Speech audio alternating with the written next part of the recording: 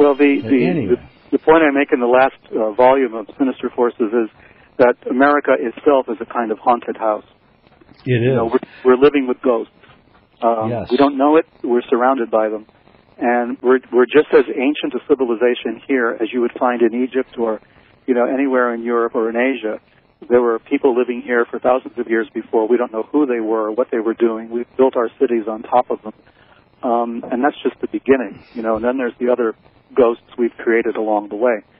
So there are sinister forces. You know, we're surrounded by them. We've been blind to them because of our materialism and our materialist approach to things, which we're now paying for, you know.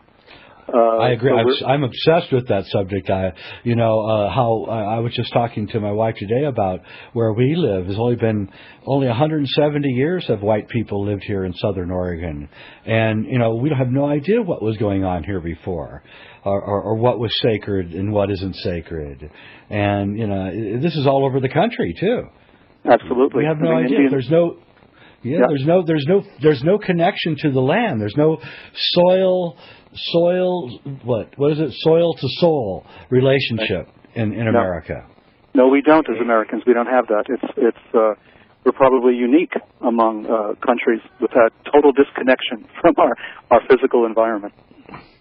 And if you know your spiritual, you know, if you're spiritually literate, you know how important it is to have these places that were imbued with centuries of worship and activity, sacred activity, and so we might be building. I think you pointed out we might be building our prisons on sacred ground and building our churches on places that were maybe where the evil was. We don't know what we're doing. We're just floundering around in the dark here. Well, exactly, and we have built our prisons on sacred ground. Moundsville, West Virginia comes to mind right away. We built a prison there where we famously kept Squeaky Fromm, one of the Manson followers, the one who tried to put Ford. So we built a prison there. We built prisons in Ohio on top of Indian burial mounds. I find it interesting that in The Shining, the hotel was supposedly built on an Indian burial site. Yep. That was part of the Stephen King story. So you have this idea. There was an Indian burial ground there, you know, underneath the Overlook Hotel. In Poltergeist, the film Poltergeist, they built their home, their suburban tracts on Indian burial ground. I mean, there's this idea that's there. It's in the back of our minds where we know there's something wrong. You know, we know it. We just don't know how to deal with it. That's right. We're haunted by the ghosts of ancient civilization. We're standing on their bones.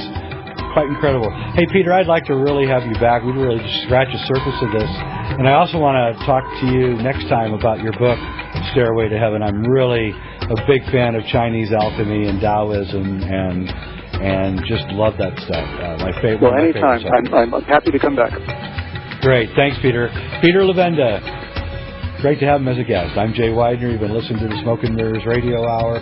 We're here every Monday through Friday from 6 to 7 on the West Coast, 9 to 10 on the East.